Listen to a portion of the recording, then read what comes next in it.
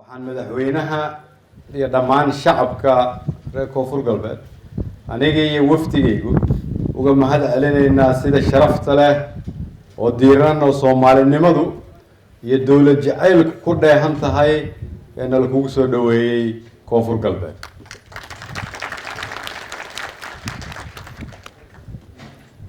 soo dhaweynta nala soo dhaweeyay waxay shacabka Soomaaliyeed dalka gudihiisa iyo dibaddiisaba u dirtay fariin xambaarsan kana turjumaysa rabitaanka shacabka Soomaaliyeed meel walba ay joogaan. dadkii Soomaaliyeed ee nagu soo dhaweeyay Baydhabo iyo Xudur iyo magaaladan meel walba oo ka tagno kulligood waxay ka midaysnaayeen inay rabaan dal midaysan,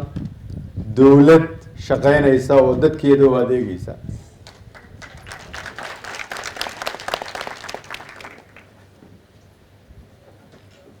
intii aan joogay koonfur galbeed qof walba oo aan la kulmo codkiisu waxa uu lahaa hadal wanaagsan oo Soomaalinimo ku salaysan.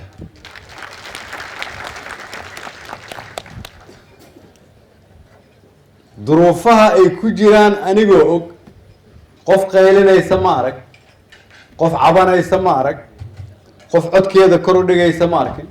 qof dawladeeda iyo madaxdeeda aflagaadeynaysa ma arkin, laakiin qof waliba wuxuu bixinayay talo ah waa inaan isku duubnaanaa si aan uga baxnaa dhibkaan ku jirno. waa ku ammaanan yihiin reer koonfur galbeed, waa ku ammaanan tahay madaxweyne, waa ku ammaanan tihiin madaxdiina kale. waxay noo ahayd booqasho aan ugu talagalnay inaan madaxweynaha iyo madaxda dowlad goboleedka koonfur galbeed kala shaqeyno baahida ay qabaan. waxay noo noqotay waxbarasho haddii la raadinayay Soomaalinimo iyo dawladnimo kaalay u imow koonfur galbeed.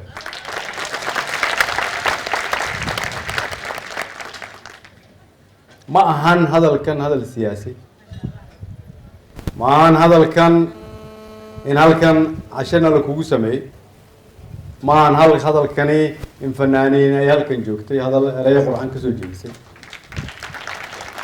waa hadal qalbiga ra'iisul wasaaraha jamhuuriyadda federaalka Soomaaliya ka soo baxay oo ah dareenkii aan kala kulmay koonfur galbeed intii aan joogay. waana ku mahadsantihiin.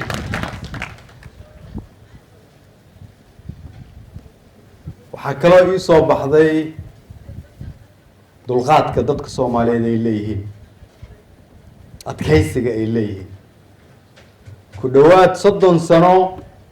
dawlad la'aan, daryeel la'aan, adeeg la'aan.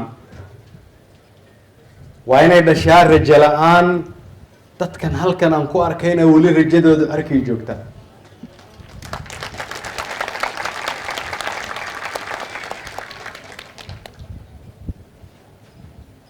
waxaan ka bartay halkan inaan dadkeenna wax ka qaldanayn, inaan dhulkeenna wax ka qaldanayn, inaan hawadeenna wax ka qaldanayn, inaan diinteenna wax ka khaldanayn, laakiin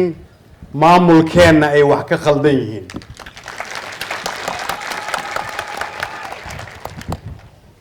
waxaan halkan ka bartay in shacabka Soomaaliyeed ay ka soo baxeen toodii, laakiin madaxda Soomaaliyeed weli aanay ka soo bixin tii laga rabay.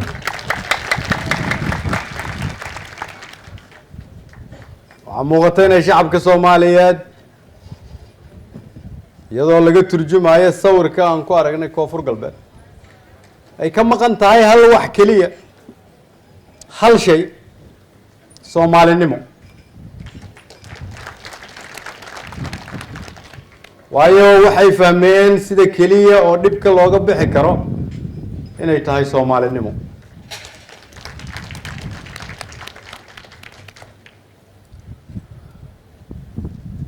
waxaan ku soo arkay magaalada Xudur dad Soomaaliyeed oo iyagu is-abaabulay, isu tegay, iska xoreeyay cadowgii, rag iyo dumar, dhalinyaro iyo waayeel isku duuban iyagu magaaladooda ilaashada cidda soo gelaysa iyo cidda ka baxaysa magaalada xudur waa meelaha Soomaaliya ugu amniga badan ajnamina kama dhigin cid kalena kama dhigin laakiin waxa ka dhigay reer xudur oo is abaabulay oo la rabo dhammaan shacabka reer koonfur galbeed iyo Soomaalida inteeda kaleba inay xudur ka bartaan wixii xudur ka dhacay waa macquul in laga sameeyo degmo walba oo Soomaaliya ku taal wixii xudur laga sameeyay waa waxa la rabo in Soomaaliya lagu xoreeyo waxaan arkay wiilal Soomaaliyeed iyo gabdho Soomaaliyeed oo aroortii intay soo kacaan tagaya albaabada laga soo galo magaaladaas iyadoon ciidirin baaraya qof walba soo gasha fiirinaya gaari walba yimaada iyo cid walba oo cusub oo magaaladaas ku soo biirta qof walba oo Soomaaliyeed oo xamar iyo meel walba jooga oo aaminsan inaanay dadka Soomaaliyeed iyagu inay intay sabaabulaan aanay cadawga iska xoreyn karin waxaan leeyahay waxaan jawaabtii ku soo arkay magaalo la yiraahdo xudur reer xuduray waa maatantii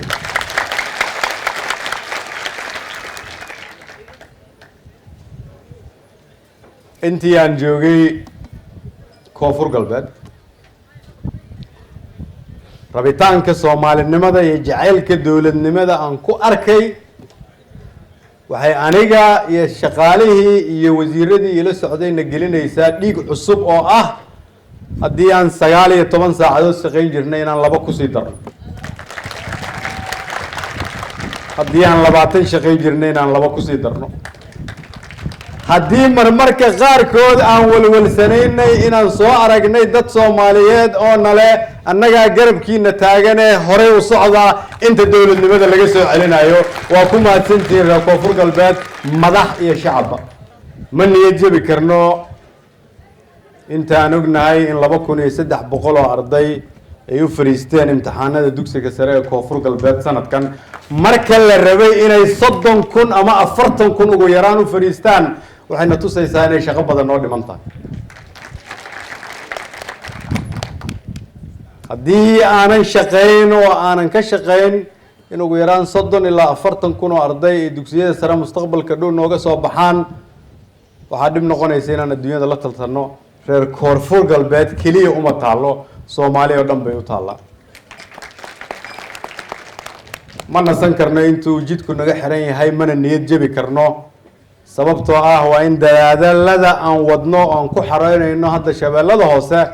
markaan soo gaarsiino afka bay inaan dhamaystirno oo aan isku furno jidka u dhaxeeya Baydhabo iyo magaalada Muqdisho haddii Ilaahay raaco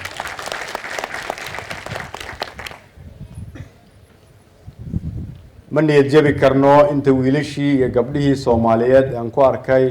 koonfur galbeed ay leeyihiin keliya waxaan rabnaa in fursad naloo sameeyo aan ku shaqaysano ama aan ganacsi ku samaysano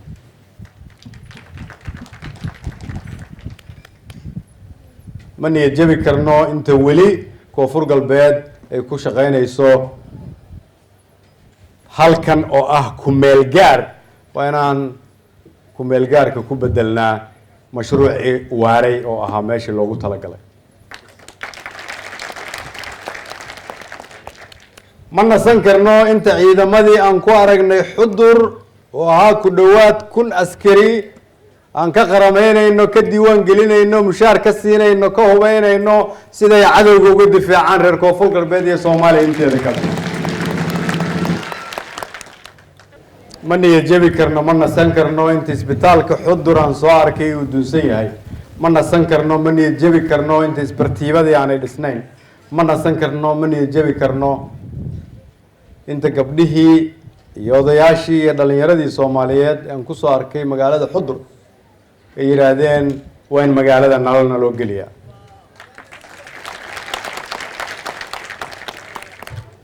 ma nasan karno inta aan ka dhamaystirayno wixii naloo igmaday oo ah inaan nahay adeegayaal oo adeega shacabka Soomaaliyeed kuwii aan u adeegaynay ayaa nala hadlay wixii nagula hadleenna waa inaan fulinaa ma nasan karno inta ciidamadeena habeen u baahan yihiin ma nasan karno in dalkeenna inta lagu leeyahay ku dhowaad 5 bilyan oo dollar oo deyn ah oo hore loo galay iyo 100 milyan oo dollar oo iyadana loo galay deyn gudaha ah dowladihii naga horreeyay ma nasan karno inta dowladda federaalku ay ku filan tahay inay bixiso mushaarka dadka u shaqeeya dowladda federaalka kaliya laakiin aanay gaarin inay bixiso mushaarka dhammaan dadka u shaqeeya dowladda Soomaaliyeed ay ku jiraan dowlad goboleedyada oo dhan hadii Ilaahay yiraahdo ma nasan karna inta wadankeena wiilashii iyo gabdhihi loogu talagalay inay iyagu dhisaan inta ay ka qaxayaan ma nasan karna inta dadkeenu ay ka tagaan dalkan ay dalal kale shaqo ka raadsanayaan ma nasan karno in qola cadow ah ay jidadkeena iyo xaafadaheena iyo degmooyinkeena kala xiranayso ma nasan karno inta dunidu ay naga aaminsan tahay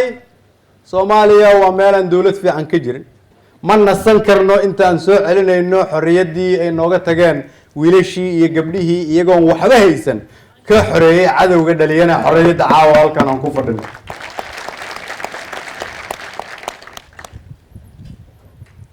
ma nasan karno inta qof walba Soomaaliyeed uu aqbalayo ama fahmayo in sida kaliya oo dhibka aan ku jirno looga bixi karo inay tahay in kulligeen aan aqbalno dawladnimada waxaan rabaa inaan dadka Soomaaliyeed meel walba ay joogaan aan u sheego qof idin imaanaysa malahan oo dalkiina idin hagaajinaysa qof idin naxariisanaysa ma jirto hadaan idinku isu naxariisanayna qof dhulkiina iyo khayraadkiina ilaalinaysa ma jirto hadaadan ilaalina qof idin imaanayso oo idinka idin la xisaabtamaysa si aad dadkiina wax u tartaan ma jirto hadaadan idinku isla xisaabtamina dawlad kaligeed shaqeynaysa ma jirto hadii qof walba oo Soomaaliyeed rag iyo dumar iyagoo aanay is xisaabin ma jirto qof ku jeclaanaysa dalkaada hadaad adigu jeclaan ma jirto meel dalkaada ka wanaagsan hadaad aaminsan tahay inay jirto in meel kale lagu noolaado dalkaada ka wanaagsan ay jirto hadday jiraan qaar aaminsan in dadka la kala qaybiyo la kala tafaraaruqo wadamo shisheeya loo kala socdo waxaan aaminsanahay anigu wadanka ugu fiican dunida inuu yahay dalka Soomaaliyeed dadka dunida ugu fiicanna inay yihiin dadka Soomaaliyeed dhulka dunida ugu khayraadka badanna inuu dalkeena yahay waxa kale oo aaminsanahay 2 sano ka horna dadka Soomaaliyeed aan u sheegay in iftiin uu jiro in barwaaqo ay soo socoto in dhibka laga bixi doono in Soomaaliya loo soo shaqo tagi doono mar dhowna taariikh cusub laga qodi doono dalka iyo dhulka Soomaaliyeed diilayda si aanu gaarno meesha aan rabno marka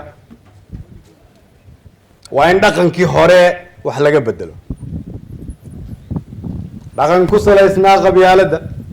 dhaqan ku salaysnaa nin jeclaysiga dhaqan ku salaysnaa in dawladda lafteedu ay noqoto mashruuc lagu adeegto oo aan loogu adeegin shacabka Soomaaliyeed dhaqanka ku salaysnaa inaan la isla xisaabtamin dhaqanka ku salaysnaa in qofku wixiisa uu ilaashado waxa dawladdu ay leedahana aan la ilaalin qof waliba oo naga mida oo xumaan u jeeda dalkiisa ka dhacaysa haddii aanu joojin ama sheegin waa inuu ogaadaa inuusan ka soo baxayn tiisa dawladnimadu waa in wadajir loo wada istaagaa wadajir wax loo qabtaa waa in kulligeen aan bilownaa dhaqan ah in runta la isu sheego wax walba aan ka hormarino danta guud sababtoo ah qof waliba dantiisa gaarka ah waxay fulaysaa tan guud marka ay hirgasho laakiin tan gaarka ah ma keeni karto dan guud waxaan soo jeedinayaa marka anigoo og in la dadaalay waliba shacabka aad u nugulay aad u dadaaleen inteena ay noo igmadeen inaan iyaga u adeegno inaan iyaga matelno inta aan kursiga ku fadhino in la xisaabinayo haddii dadka dunidu ay shaqeeyaan 7 ama 8 saacadood Soomaaliya waxaana la ka rabaa inaan shaqeyno 2 jibaar haddii ay leeyihiin fursad iyaga dulqaadku ugu yaraaday annaga dulqaadkeenu waa inuu bataa haddii ay leeyihiin fursad ay wax ku halleeyaan, annagu waa inaanan waxba hallayn. sababtoo ah ku dhowaad 30 sano ayaan saaxada dunida ka maqnay. ku dhowaad 30 sano ayaa naloo yaqaanay qaran dumay. si qarankaasi loo kabo, loo dhiso, loo istaajiyo, waa in dadka Soomaaliyeed ay isku duubnaadaan. waa in dadka Soomaaliyeed ay aqbalaan xalkii iyo mustaqbalkii ummadda Soomaaliyeed iyaga gacantooda inuu ku jiro. maadaama dadka anigu aan ka mid ahay, ilaahay fursad uu u siiyo dadkiisa inuu u adeego, waxaan hortiina mar labaad horena uga ballan qaaday, ka ballan qaadaya inta anigu aan hortiina joogo, aniga iyo inta ila shaqayso oo madaxweynaha ugu horeeyo, inaanan waxba ka hakra doonin ummadda Soomaaliyeed, waxna ka qiyaami doonin, Soomaalinimo iyo qarannimona ku shaqayn doono. waa mahadsantihiin. Wassalaamu calaykum.